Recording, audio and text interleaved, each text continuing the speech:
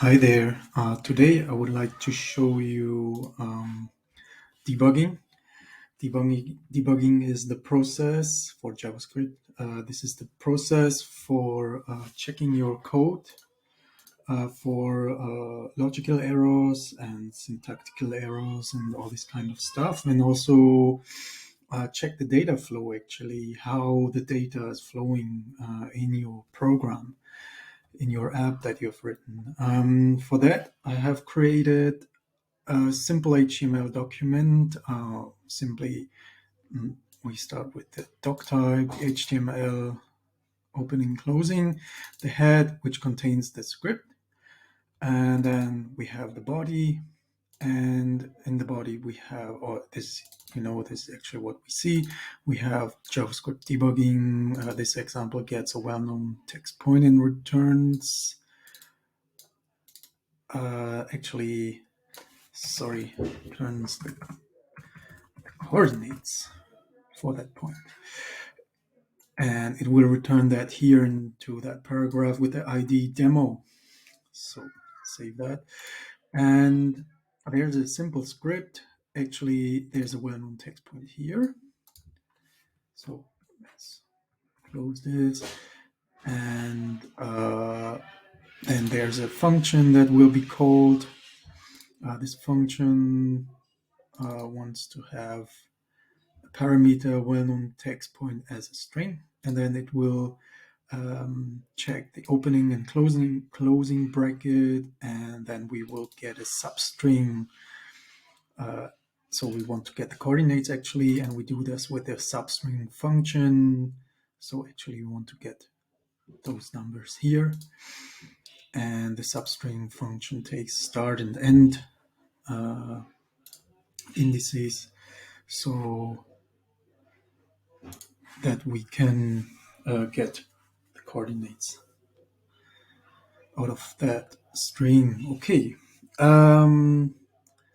so let's start. So this is the web page. I told you, JavaScript debugging, and here's the text. And we already get some error, and I made this on purpose this time, of course. and and here, so actually, often this stuff will start simply like that, for example, and you won't see anything. So you can open your.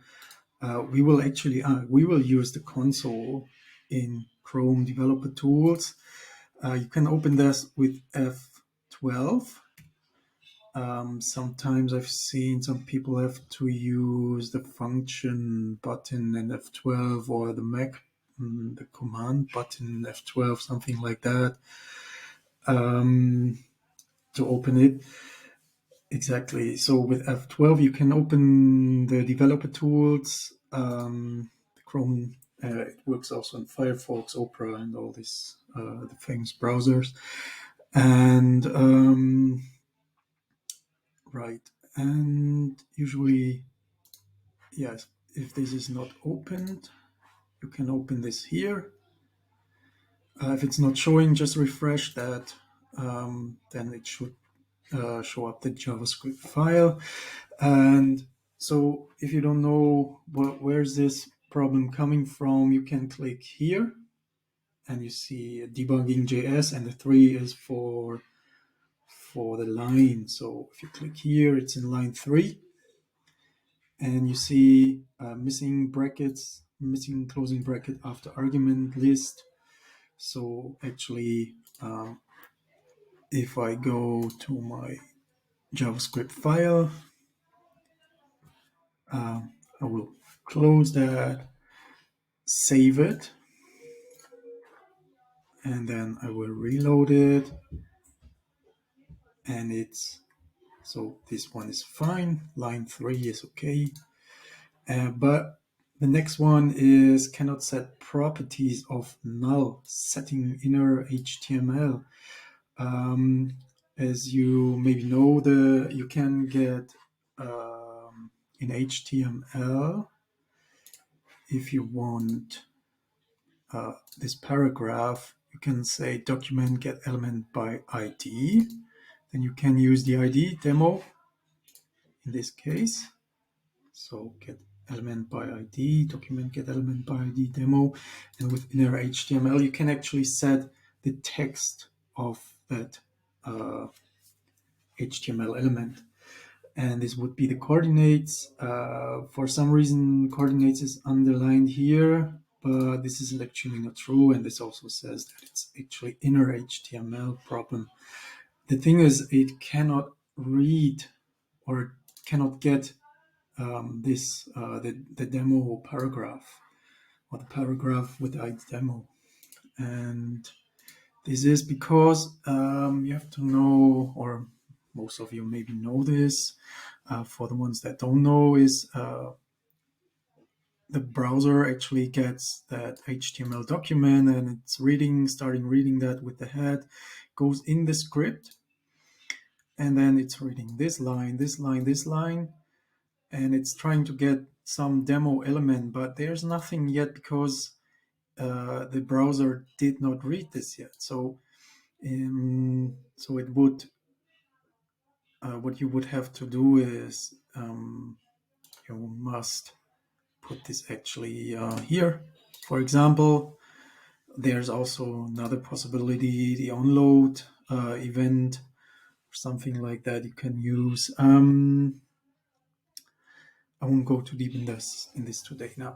So what it does, now it's reading the head. There's nothing inside. That's okay. The body, it will read the H2 element and the paragraph. This one is known now, and then it will jump into the JavaScript now. So save this, and then it will read this now, and it should be fine. Let's see. And yes, here we get our coordinate. So this one is also fine. And to actually, for example, if we have some other error or just want to see how our data flows, actually, we can set a breakpoint here. Then we restart the browser. We have to restart because we don't have a button or something that this function gets executed or anything else. So what this is simply parsing from top to bottom, and then it's doing something, showing us something. So we have to restart it. And so it's stopping here. This is a breakpoint called. You can simply click on that line, and to go to the next line, you can press F10, and it will go to the next line. And then you see, okay, in this variable we have now our string point, our well-known text point, and then the next line is we'll call that function, which expects or which wants the well-known point as string. And actually, if we press F10 now, it would jump simply into that next line. If you press F11, we'll see it will jump into the function. Okay, so with F11, you can jump into the function, and you will see this is still undefined. If you press F10, it will execute that line, and you see what this line actually does is it takes that point and it will get the well-known point as string, and it will get the index of the opening bracket from our well-known text point. And this is 5. And as you see, so it starts with 0 for P. 1, 2, 3, 4, 5 is the opening bracket, and then it will get the closing bracket. It's at 29, and then it will get the substring between opening and closing bracket. Actually,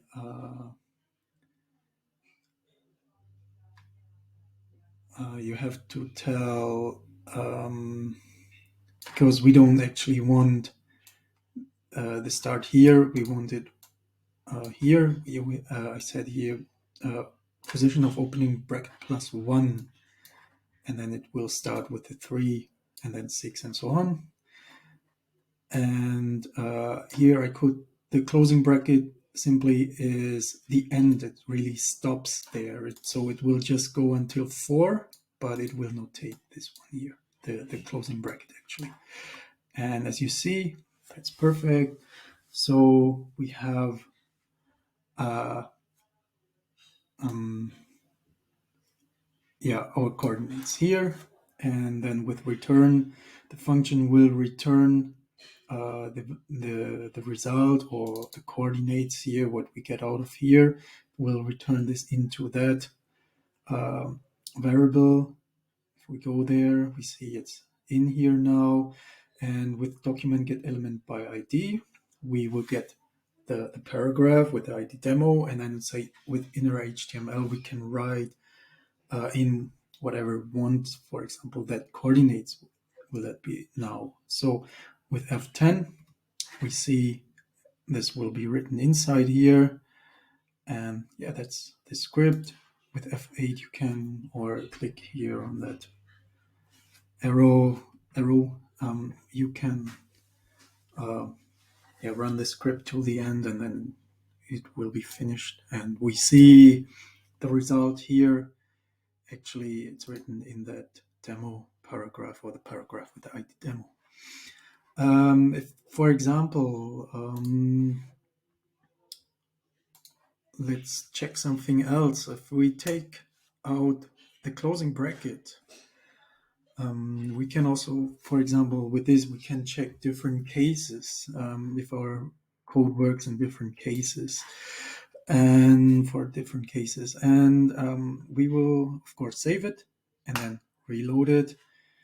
And then we will see, okay, point now, it's without the closing bracket. And when we go into that function, let me move this a bit here, then it will take, or it will get the index of the opening bracket, which is 5, and the index of the closing bracket, which index of when it doesn't find the string that we are looking for, the closing bracket, will return -1. And what happens now is we get this, so point, and then we will get it to the till the opening bracket. Why is that? For that, you actually my favorite. You can check the documentation. My favorite, or reference, you can check. My favorite reference is W3 Schools, and then you can check, for example, substring JavaScript, and then go here, and you can read a bit more about it. For example, what actually substring does, or what it requires, is the start position and an end position. And when you read, here's also some definition and usage things written. For example, if start is greater than end, the arguments are swapped. So this is what happens here. It actually it doesn't start with 5 plus 1. It actually starts with -1, so it's getting swapped. And that means also, when you also read here, start or end value less than 0 are treated as 0. So the -1 here, so the swapped -1 here becomes 0, and this will then be 6. And this is why the coordinates, or why we get the substring point until the opening bracket. So what you should actually do is you should actually check if some index here is -1. So that means actually the well-known text point is not actually valid, because a well-known text point needs an opening and closing bracket. Then you should tell this the user, and also actually don't extract your coordinate here. It's actually not possible, as you see, and tell that this is not a valid well-known point or something. So this is how you can debug in this case, or even advance your code and check different things, and yeah, check different stuff, check the data flow, check some errors and all this kind of stuff. So yeah, if you liked the video, then yeah, please leave a comment and subscribe. And if you have any question, just write it in the comments, and see you next time.